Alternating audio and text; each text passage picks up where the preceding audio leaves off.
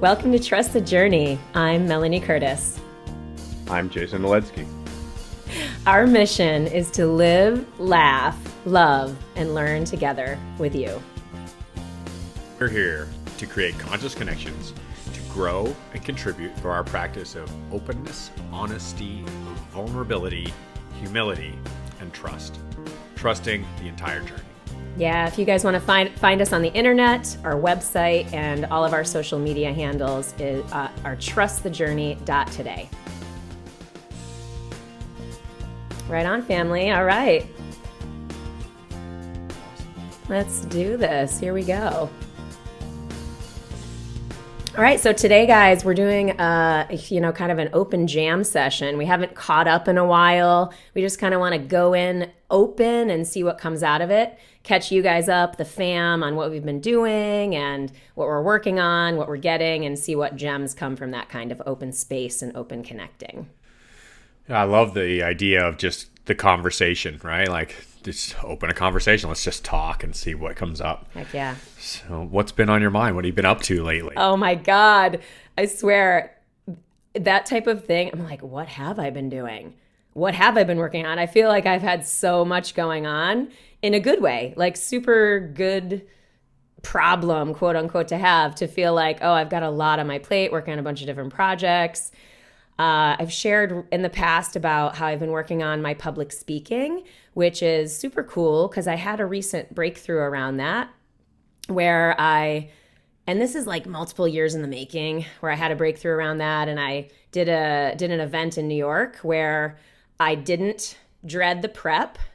So that was one thing. So the prep I didn't dread, and then the actual execution of the session, I wasn't nervous. I was totally in flow and in connection with the people in the room. And it was awesome. Like, it was just like cool. So why that matters is not just because that's cool, but now I see that breakthrough as a super clear piece of how my confidence has risen. And now I'm like, I'm happy to promote myself and share with other higher level organizations that I'm available for this type of work, because now I'm not like, oh my God, it's going to take me so much energy to prepare and it's going to be so stressful and I'm going to dread it for 2 weeks, or like that feels like it's finally lifted, which is so badass. So that's definitely just a win that's happened recently for me. What do you think the tipping point was? What's really got you to that point of being comfortable in your own space there? Good question. I think it's certainly doing it more and more. So the iterating, so working through the fears and the surviving, you know what I mean? Yeah. Like the fear wants to tell me that it's going to suck, or people aren't going to like it, or I'm going to do poorly or whatever. And yeah, throughout the process, I've recognized improvement points and I've worked to improve those. So it's that iteration, but it's also really allowing myself to trust that I know my shit, and because I've done the work to know my shit in the sense of conversational applying of concept to story, applying those concepts from my stories to the people in the room and what's relevant to them. You know what I mean? Like, I feel like I've just found and I've tipped in terms of being able to be at ease and be in totally open dialogue about that stuff in whatever room it is. So it's really just about being connected and saying, I don't need to, quote unquote, prepare so much that I'm memorized or any of that crap. It's more about being connected to the room. And this work on Trust the Journey has certainly supported that, because it's the style of conversation that is similar to what happens in a facilitated session. There's a big difference between reading off a script, having a prepared monologue of what you're going to deliver, a speech per se, and just speaking. Totally. Right? Yeah. So anyway, it's been cool, but what's a win for you? Maybe let's start with that. Wow. Well, I've just recently returned back to Florida after 2 months of traveling. I've been in Norway for the majority of my time away. That was about 6.5 weeks. The other week and a half, I was in Spain. While I was in Spain, I did 2 events. I went to the World Ayahuasca Conference, which was a excellent decision on my part to start living into my values and start pursuing the things that are meaningful to me in my life, and looking at, you know, what my future may hold and what areas are truly things that mean a lot to me. And so that was a great opportunity. I saw it and I decided to jump on it and take some action. Also, while I was in Spain, I went to Emporia Brava, caught up with a bunch of old friends, went to the Burning Spring Festival, performed there. So my first time back performing in quite a while. And then the rest of the time I was in Norway. Super excited to share this because not more than a year ago, right around the same time, actually, right about now, a year ago, I was returning back from my annual Norway trip, and I was having some major problems with my back. My discs were really, really problematic, a herniated disc, and hypermobility in my sciatic, and my ability to walk was degrading, and I was not being able to take care of myself, and I was starting to have some real physical issues. And so I'm really excited and happy to be able to be back in the mountains, hiking strong, feeling fit, able to jump, able to fly, and not feeling like I'm putting myself in more risk to continuing to injure those parts. Like, I've done the work in the past year to physically support and stabilize those muscles, lose weight, get stronger, be more physically active, do all the things I need to do in order to be able to pursue where my passions are, and that's to be in the mountains and fulfilling those, climbing the mountaintops and seeing the view and sharing it with friends. Climbing the mountaintops literally and figuratively, spiritually, all of that. I think one of the episodes that we recorded a long time ago that didn't actually make air because of our improving of the audio, and maybe, I don't think it did, was climbing the spiritual mountain. I love that. And it's cool that you mentioned the ayahuasca conference, because I was laughing today. Excuse me. I've had this cold. It's sort of a random share, but I just thought I experienced this recently quite as an awesome thing.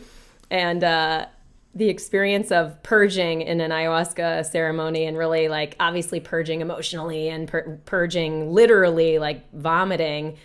I have never been good at getting rid of stuff in my lungs when I have a cold. So this is sort of weird, but like, I had this experience where I'm like, zero tolerance of crap in my body, really being fierce about what's in there. And now I feel like I have access to being able to get, like, kind of cough that stuff up and get rid of it. Whereas before I just wouldn't do that. And it's so gross, but it's like actually a positive development in my own, like, health. Awesome. Yeah. Awesome. It's really good feeling, right? To have that, like, the cleansing of the physical body. I'm starting to really take note that there's an interesting overlap in my own personal experience, having been through myself, as well as being able to see it in others, is in this expulsion of memories of things we've been holding on to, of physical experiences that are living within our body, that are changing and affecting, and they are who we are. They're part of our physical makeup, and the ability to actually just be like, get that out of me, and like squeeze or rinse it out. And whether it comes through like hard physical exercise of exertion, of sweating it out, or whether you're like coughing or spitting or whatever way it's coming out of you, it's got to come out. It can't live inside you, or it becomes who you are. And it's cool to feel connected to that as a positive, like, net necessity, yes, and also something that I want to do.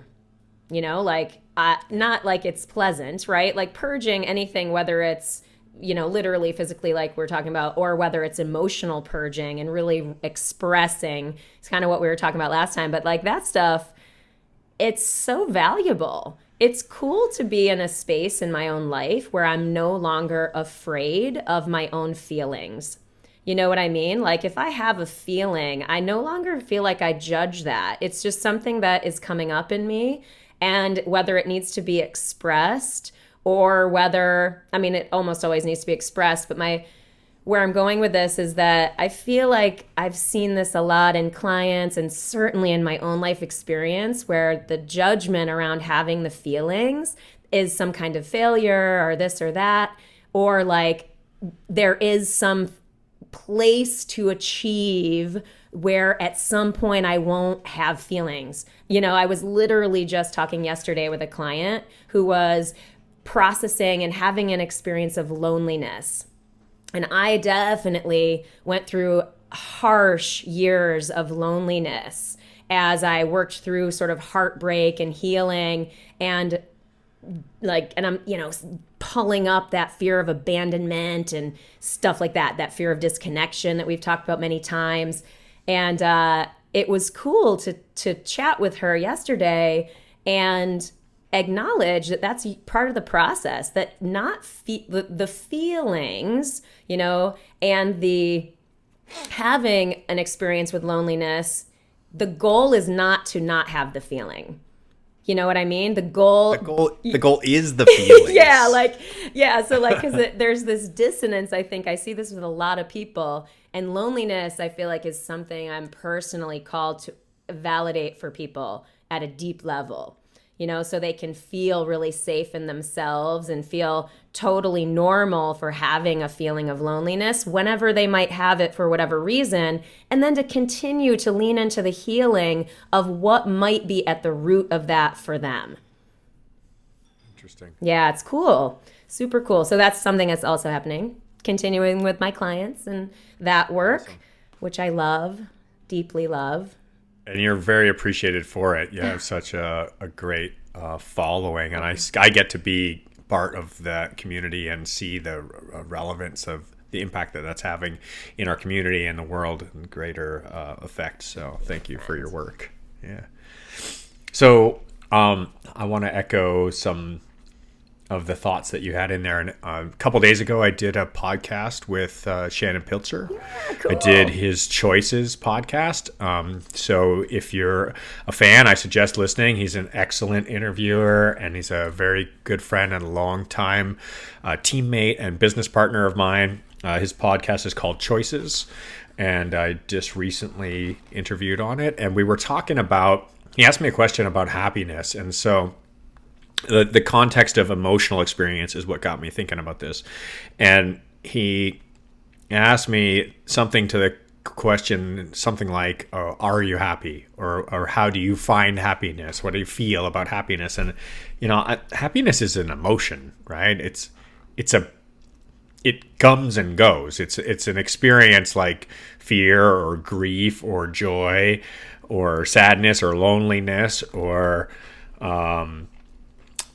empathy, like all these sympathy, like all these feelings, they come up, they well up, we experience them, and then they fade away. And then we're back to some kind of a neutral kind of balance of like a little bits of just little tiny spikes here and there of different emotions that are happening. But they really, when we're really present to them, when we really realize that we're having an emotional experience, is when it comes on real strong. Yeah. Right? Like when it spikes and there's a big wave of some experience, and that can be happiness. Like we have this massive spike in happiness, and I can think immediately, I have this one that comes to mind, like, and then I start thinking of all these other times where I'm like, wow, I was so happy in that moment, and then I realized, well, was I happy outside of that moment? And I'm like, yeah, I was happy, but I wasn't experiencing a wave of happiness. And then the same thing can be said about fear or about grief or about pain, and any of like positive, negative, or neutral emotions, anger, right? And so I was just relating that to a lot of what I've spent my summer doing in climbing mountains is jumping off them, right? There's two parts to this. Is first of all, it's the coming up with an idea. It's the dwelling on this thing. Okay, so like pick a mountain and start looking at it and start evaluating it and start going, is that something that I want to climb? Is this like, am I ready to take on this challenge? Is that challenge within my skill set? Am I prepared enough to handle this challenge? Is that something I'm going to be able to accomplish? Now, can I do it safely? Can I make sure that I can execute it with my current skill set and strength and expertise and equipment and understanding of all the variables to be able to execute that? And then once I make the choice to engage that challenge, and now that's like climbing a mountain is the metaphor, right? Like it can be anything, whether it's like whatever it might be about that you're interested in overcoming or challenging yourself to experience. Once the process starts and I start making my way up that mountainside, it's a long road, right? Yeah. Like it is a long, tedious, it's not a singular experience. It doesn't happen in an instant. It's not like it comes and goes.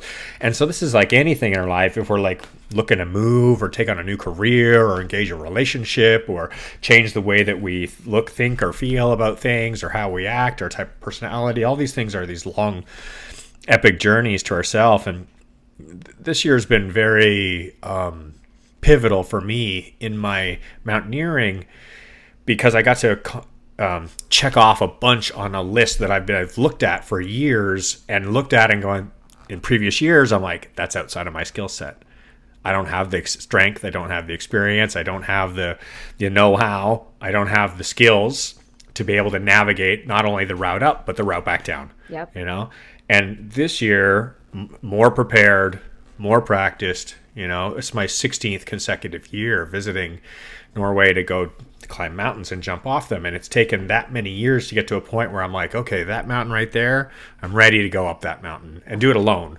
Ooh. And find my way to the top and not fall or pull a rock over on myself or get hurt. Yep. And, cause myself some physical damage, but also navigating fear during the journey to the top, managing this wave of emotion that wants to well up all the time, right? Like there's this constant onslaught of panic or of overthinking or of doubt, right? And having to just like keep these neutral, manage this, stay focused on what's real, on what's important, stay present in the now, present in this moment, and just realize what's necessary here.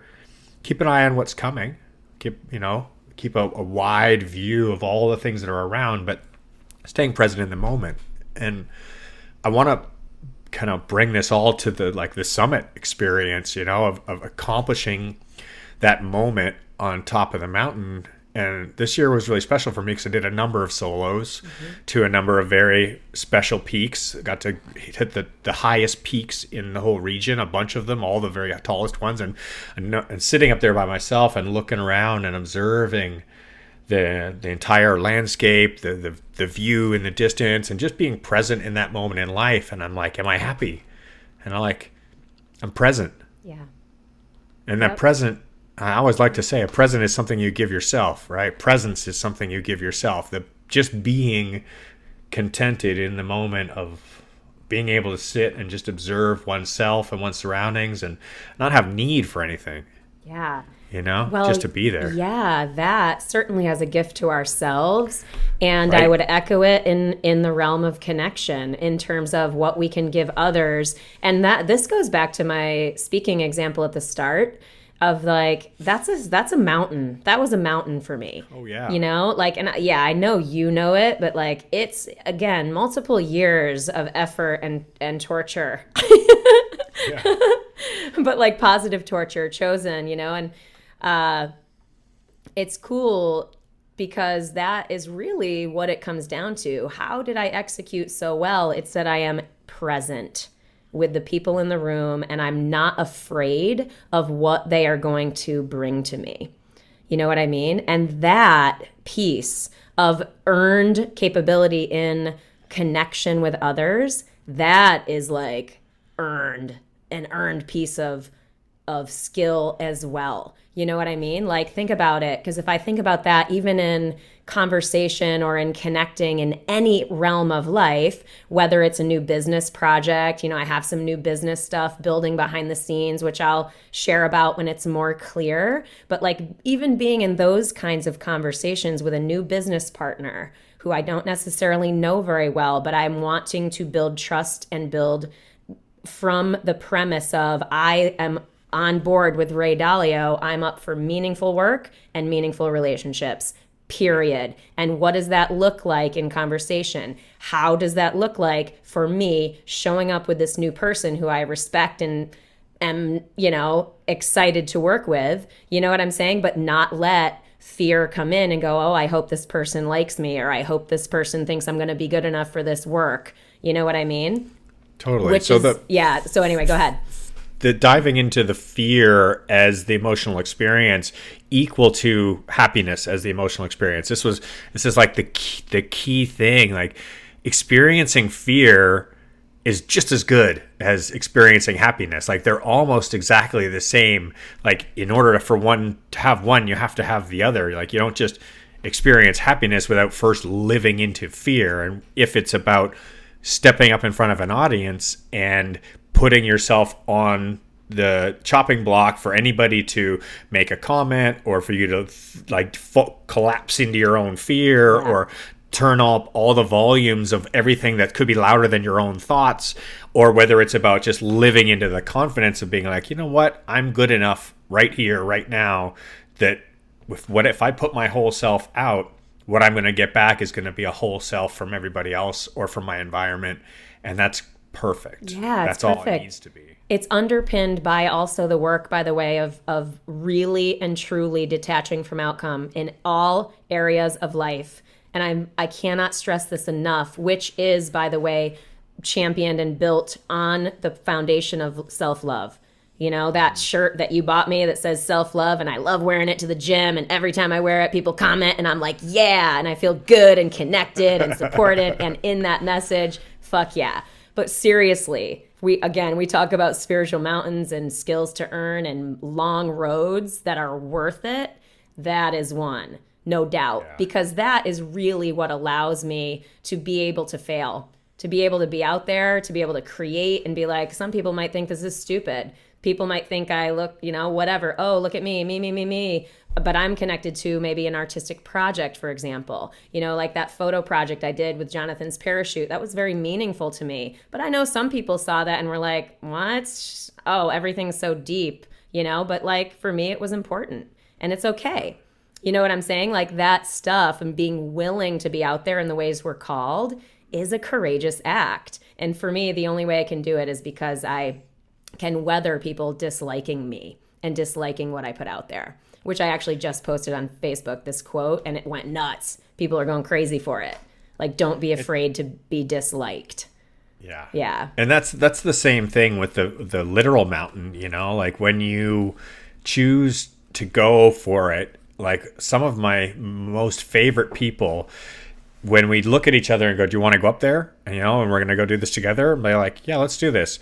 Do you think we're going to make it? We're like, I hope so. I hope we're going to make it. But either way, it's going to be great exercise. Totally. And it's totally, and one of my best adventures this summer, when we walked about 4/5 of the way up a mountain, stopped and looked at each other and went, I think we should go back down. I think this is the point where we turn around and we give up on what we were setting out for, and we let go of the attachment to that outcome and say, our real value in this experience is spending it together and getting back down safely, and not necessarily checking the box on the top of the list for having won this battle or accomplished this mission. It's more about just having gone for it. Yeah, for sure. Oh, I can't echo that enough. To go another direction of something that's going on in my world is the new place. So I had shared in a previous episode about my smaller old place and how we made it work, and that was all legit at that time. Then we got inspired. There's some things that happened with our old landlord and their old living situation, such that it inspired us to say, okay, let's really look for a bigger place and see if we can find something. And we did. And so we are in our new place, and it's huge. I feel like I live in a mansion, and I love having more space. Why I bring this up is that it's pretty obvious to me now how the physical space around me and the space to create and the space to live and the space to feel more expansive is totally serving my work. Like, it's interesting to feel like I feel like this flood of sort of abundant energy, not like it's just coming to me out of nowhere, but like I feel very connected to abundance right now, and like low fear in terms of the work environment. And that's like feeling interestingly magnetic in terms of what I'm doing and who I'm connecting with, because I'm so detached from the outcome. Like I feel like it wouldn't be feeling this way if I didn't have a sense of safety and security that I have cultivated for myself, that is in place, feels good and supportive, such that I can go and do shit and see what happens. It's like such a cool thing. And it's not that I haven't experienced that before, but I'm more mindful of how the pieces fit together and how critical certain pieces are for me, so that's why, like, I don't know, not everybody needs apartment in New Jersey. You know what I mean? Jay is a no to that. Some people really like this idea of the tiny house or a mobile, camping, live-in, driving situation. I have a number of friends who live like that. And so anyway, I'm just reflecting on that, given that is a significant change in my literal functional, operational life and business. And it's cool. It's just cool. I'm digging it. It's good energy for me. Awesome. Yeah. I'll jump into another little kind of life update of what I'm doing with my time and where I'm at, just because we're catching up here. Back in Florida, this year I've really dove headlong into management with the company that I founded with my partners years ago, Flight One LLC. And it's been a really interesting journey since we've done a lot of restructuring in the last 6-8 months, and having a vital role in that restructure and management of the organization has really stepped me into a position of leadership that I've wanted to be in for quite some time, and been practicing, studying, learning how to be involved in this, how to lead in ways that I would want to be led. Yep. So it's been an excellent practice, and by no means am I nailing it, but I'm really stoked about the opportunity to give it everything I've got and to create teams and work together. And it's really been going really well. And I'm really happy to see the results that are coming from all this investment in energy and time. And it's starting to show itself not just within the company, but outside the company, and those meaningful work with meaningful people, meaningful relationships. That same element is really echoing for me. And yeah, it's great. I've actually was, for the first time in a long time, I'm like, I think I'm ready to be done climbing mountains so I can go back to work, which is a super strange thing to say. Like, I need to go back to work because I want to get back to work, but I feel great to be able to echo that sentiment, because if you're doing work that is important to you, that you care about, that has value, that impacts your community, the people that are around you, then you want to be doing it, working into our passions. So this podcast, I'm like, I got to get back and do more podcasts. Got to go do more Trust the Journey. Got to get back and work on Flight One. And I always say I want to, because it's true. Like I'm big on the language piece of that. Like I want to. And it's cool. Like the joke about the overnight 10 years to the overnight success, that is so like that is how people get through those 10 years in my experience. Because I'm basically just past my 10-year mark. Again, boom, I'm ready to be full on sharing stages with Elizabeth Gilbert. Coming to see you, Liz. It's happening. Just be ready. But like that connection to meaningful work and the, that stuff, that is definitely what got me through 10 years of building my own business, like really caring and feeling connection to what I was doing and the value I was bringing to either the world through the content that I create, my writing or the videos or the Facebook posting and inciting comments that are of thoughtful discussion, or whether it's in the one-on-one client work. And now the last few years, pressing myself out of my comfort zone to be seen in a bigger way. It's like, again, that stuff is riddled with fear and challenge, but chosen challenge. That's been a theme lately in my life too, is discussing with friends and kind of growth-minded people in my life this idea of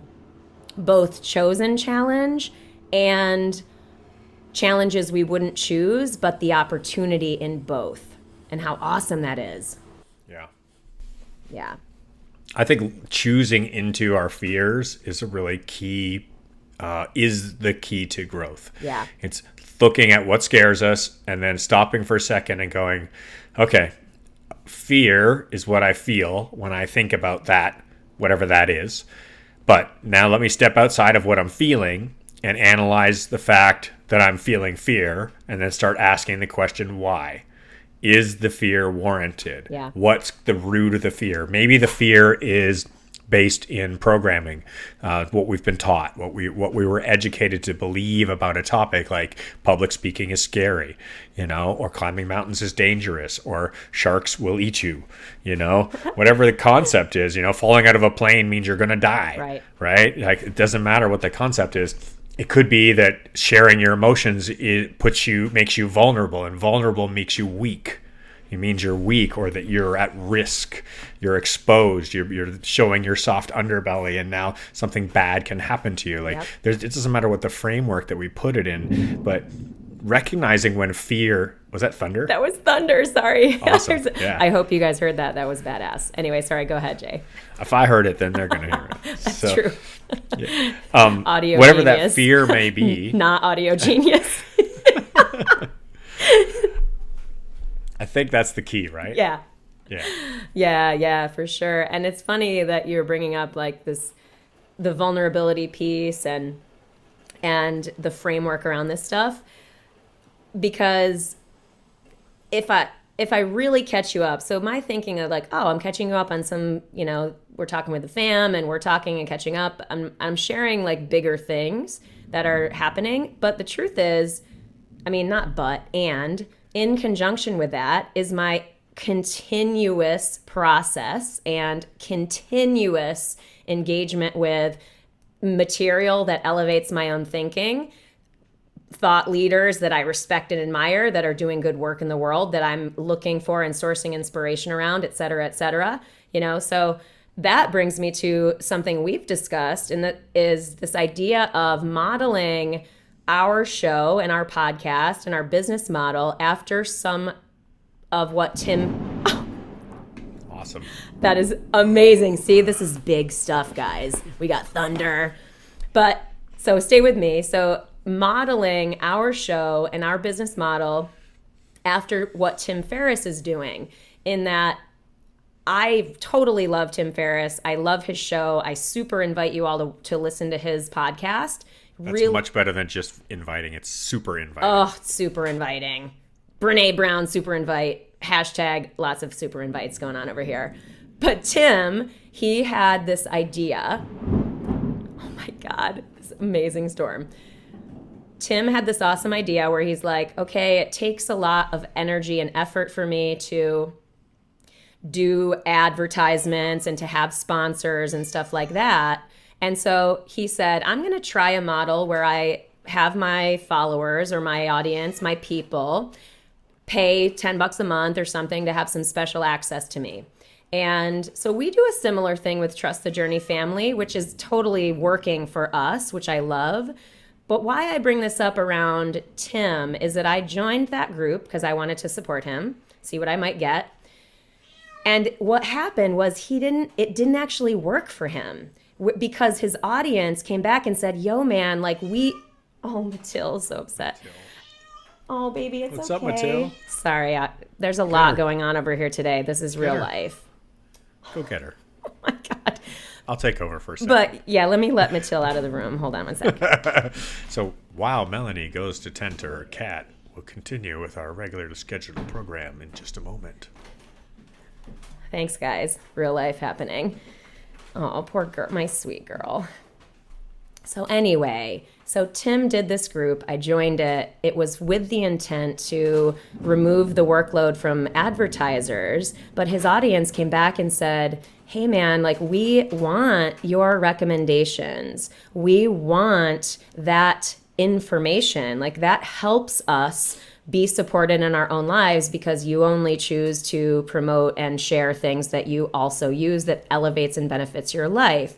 And so Jay and I have had this conversation about starting to do that and opening up that dialogue with you, the fam, and also really thinking in ourselves, what do we use? What would we want to promote? Who would we want to align with in terms of sponsorship or advertisers? So we're throwing that out there to you guys and people who might have an idea on this front or potential relationship for us, email us, trustthejourney.today@gmail.com.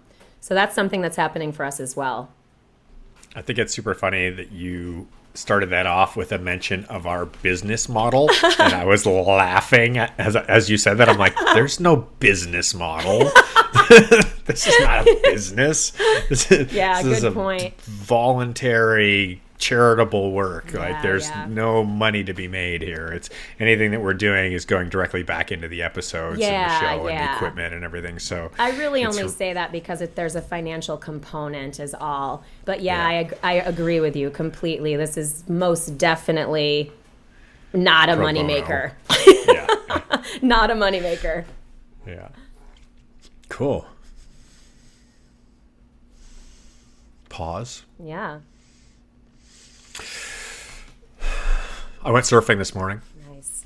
Got myself a new surfboard this week. I've been thinking about it for quite some time. I started SUP stand-up paddling a few years back, maybe like 4 or 5 years ago, and I made the decision to buy myself a couple of SUPs, a couple different sizes, entry-level stuff, to get familiar. And first I had a epoxy board, and I got an inflatable board, and both of them are pretty basic models.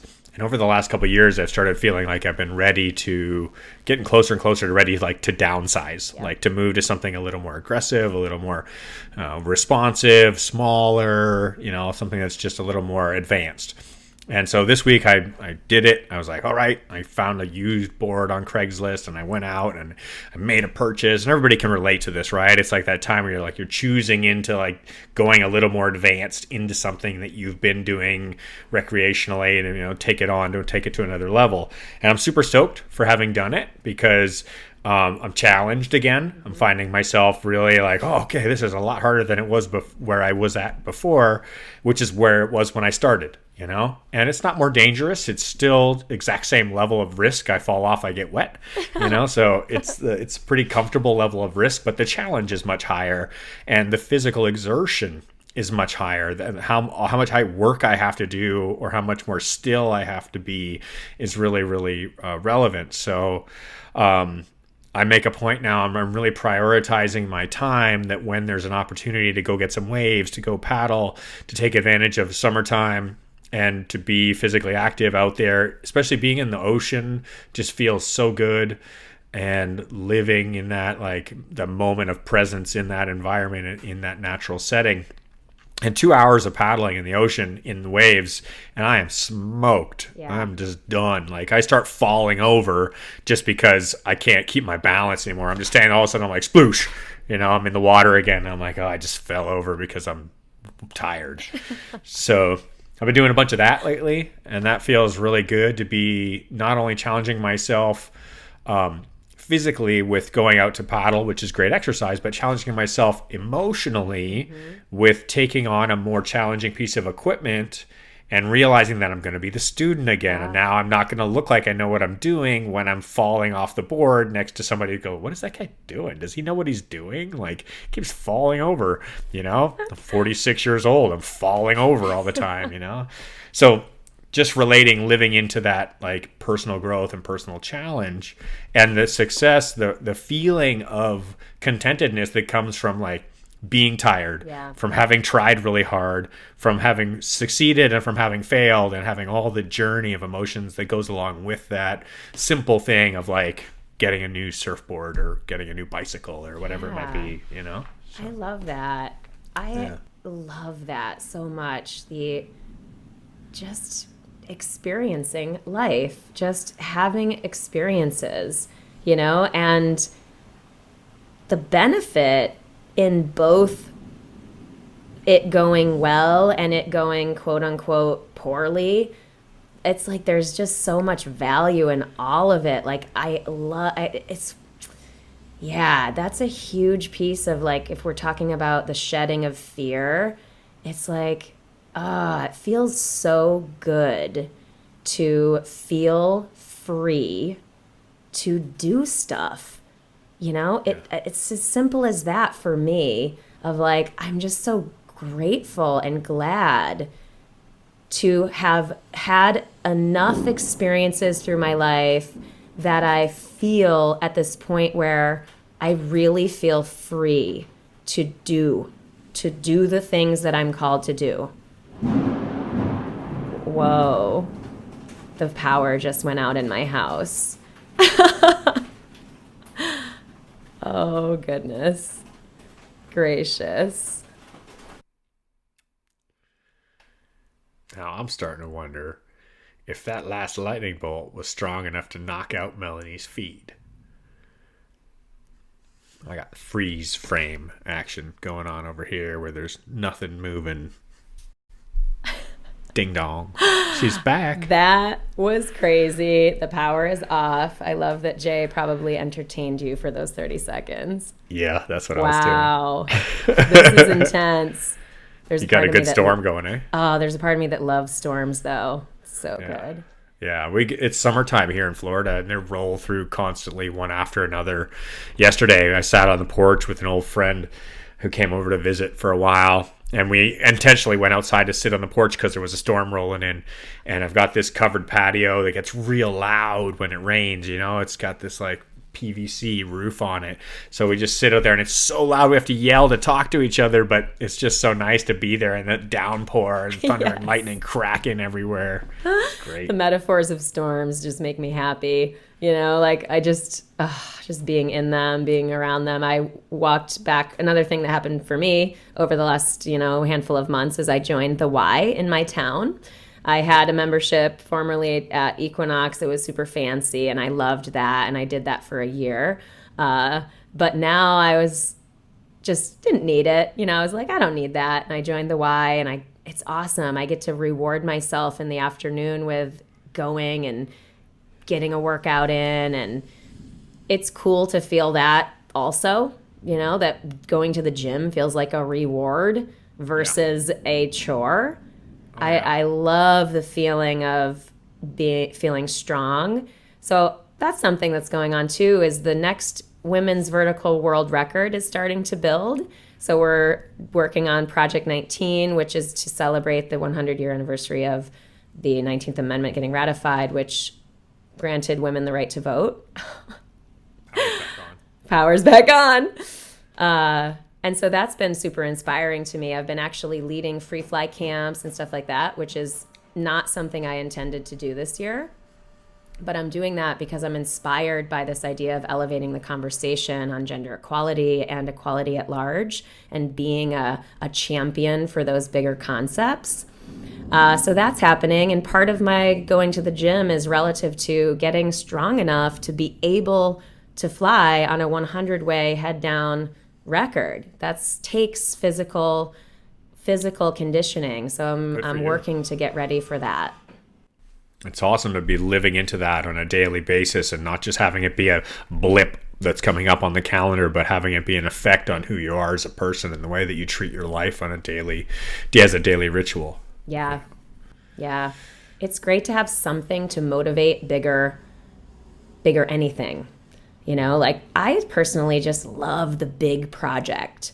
I really like the big project. I like being challenged. Yeah, I know Jay's waving at me. Like, hi, I've got my hand in the air. Like, I like big projects. I just like the big project so much more than the short candy project of sort of more instant gratification. Now, don't get me wrong, there's plenty of things that I like that are instant gratification examples, but when I really reflect on what I like and what makes me feel fulfilled and excited about my life and why I have all this sort of electricity and energy in my being right now is because of these bigger projects that I'm doing that I'm excited to be a part of. And I know, even though I don't know where it's going, regardless, just being involved in projects like that make me feel like it just makes me feel good about what I'm doing and excited for whatever I'm going to learn and experience. It's very cool. I love the building of things over time, and having relationships and co-dependent, no, not codependent, co-involved, collaborative. Thank you. Yeah, collaborative sure. projects that people choose into on their own. You're like, hey, I want to be involved in this, and so this summer I performed in Norway at the Heli Boogie, and it was my 5th year doing that consecutively. And I can remember the first time 5 years ago when I'm like, hey, I'd like to put a little effort in here and see what we can do. And what's grown over those 5 years and how the energy has built and how there's this community that's wrapped around this event. And that night has become this wonderful gathering of beautiful souls who all are there for the same reason. And it's everybody's energy who does it, right? It's all the people who are involved to bring it together. And I just wanted to bring it up because I look forward to it every year. And Britt and Stein and Kim from SBK, from the Stavanger Bass Club over there, sbkbass.com, those guys are just great, and they provide a really awesome facility, and their openness to collaboration, to working together to make something better for everybody has been so much fun. And we're really nailing it. Like the last few years, it's just gotten better and better and better. And it's just something that everybody just looks forward to now. And it's like, yeah, we all work.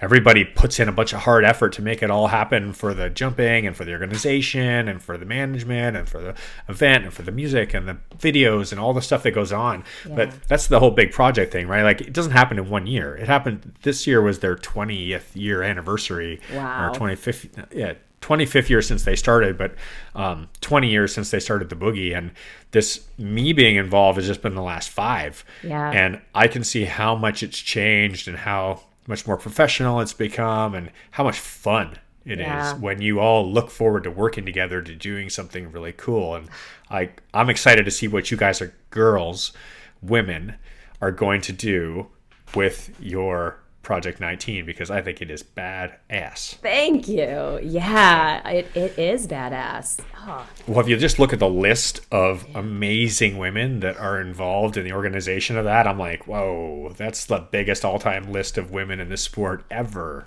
It's crazy. Yeah. Crazy. Yeah, I'm excited about that. I'm honored to be a part of it.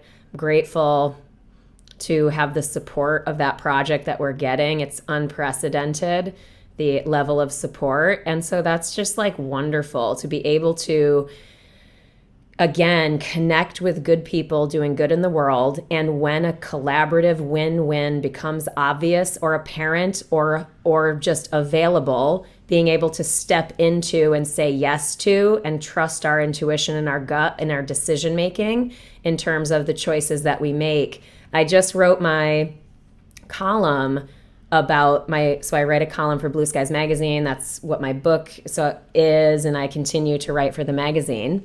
So anyway, what I wrote about was my original intent last year was to only do skydiving coaching in terms of like belly flying and basic skills with sort of newbies, because I love doing that. And I really just wanted to take it slow. I didn't want to work a lot in the sport because I care deeply now about protecting my energy and love for skydiving, given I experienced such intense burnout, sort of breakdown around my involvement in skydiving. Now I'm like, I'm not going to mess with that because it's a love that I care about.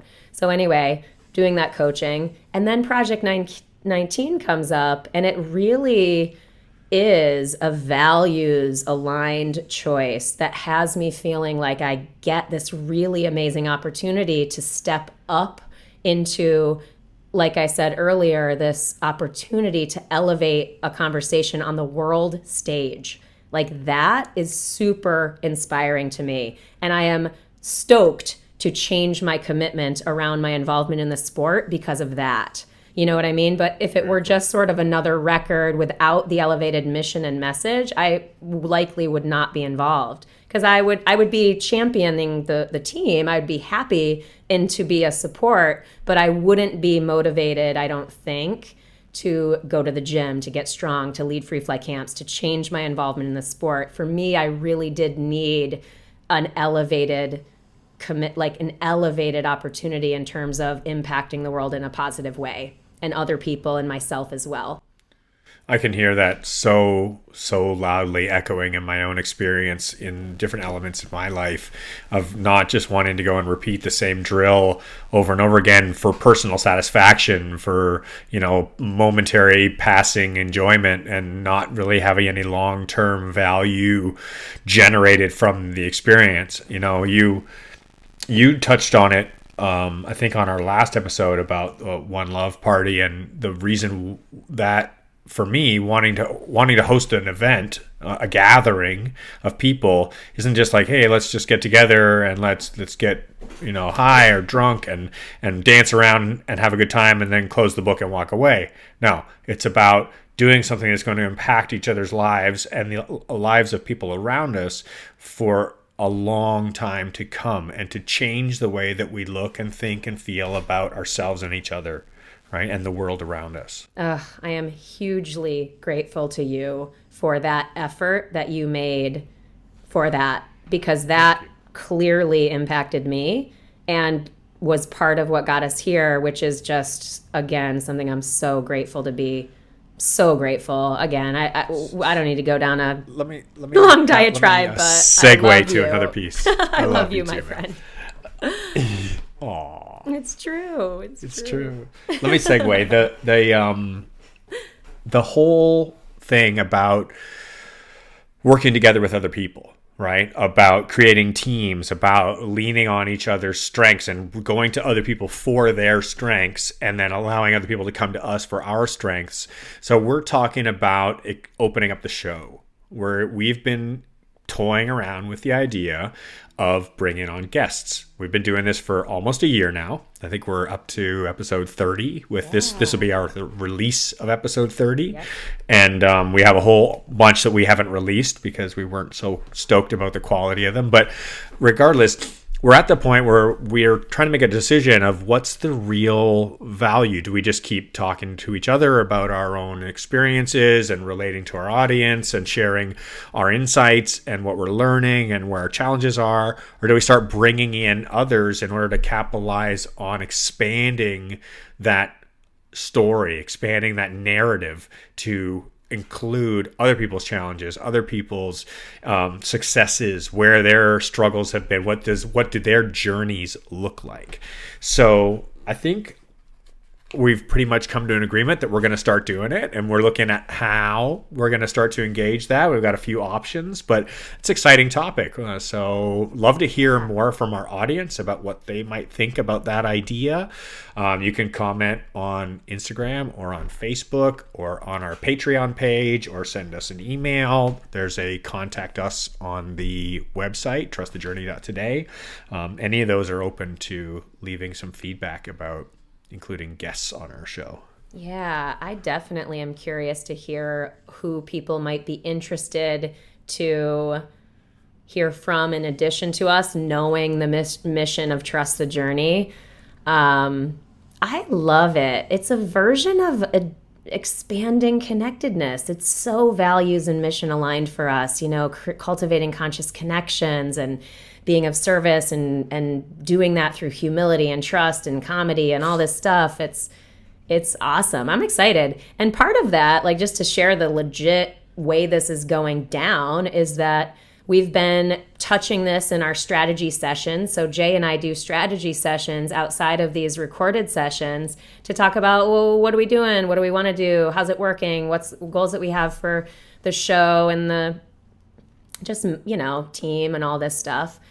And so we came to this decision, and now it's like, okay, cool. How does the excellent audio get recorded if we have a guest? Because one of our goals at the start of this year was to do high professionalism, like not mess with the audio. The audio is going to be awesome regardless. And so we've been really good about sticking to that. I'm proud of us, And so that's going into, okay, cool, we're going to have guests, but okay, we need to buy a full audio kit and like have it and figure out how to logistically, operationally have people on. So that's cool. It's just like that stuff is happening behind the scenes. It's not just easy and instant. There's actual work that goes into figuring this out such that it still fits with what we do here.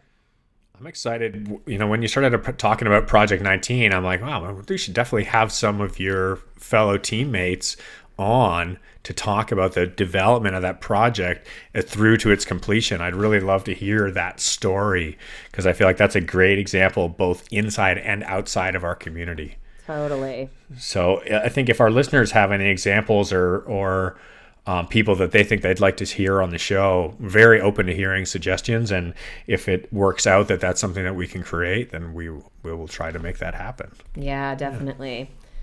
As per usual, we could continue ad infinitum talking.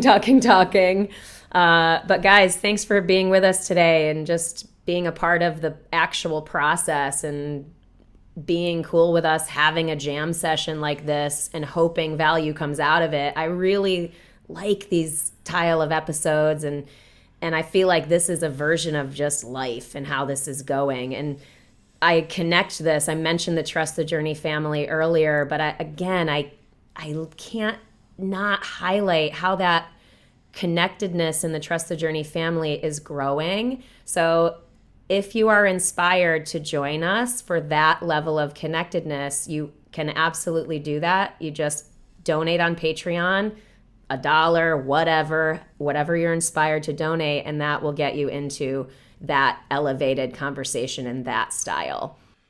I'm really proud of the work that is happening by our Trust the Journey family behind the scenes in that group. The vulnerability, the risk-taking, the self-confidence, just putting it out there, and the support that everybody's giving to each other is really making me so proud of our community, of each other. And it's encouraging me to be more confident and take more risks in my own shares and to just be more willing to live into my own fears in that environment. And so I definitely welcome anybody who would like to join that. You can find the link to Patreon on our website, trustthejourney.today. At the bottom, there's a big orange button that says donate on Patreon. And if you want to connect with us anywhere else, Instagram or Facebook, you know where to find us. It's a big, wonderful world out there. Yeah, guys, I echo it all. As always, the support in the Trust the Journey family is pretty crazy epic. It really does provide a blanket of feeling of safety and security, which sounds weird, but truly, it's a thing. So, and part of that is the mission. We love you. We legitimately love you. So that is a good final note. And remember, keep laughing, keep loving, and keep trusting the journey.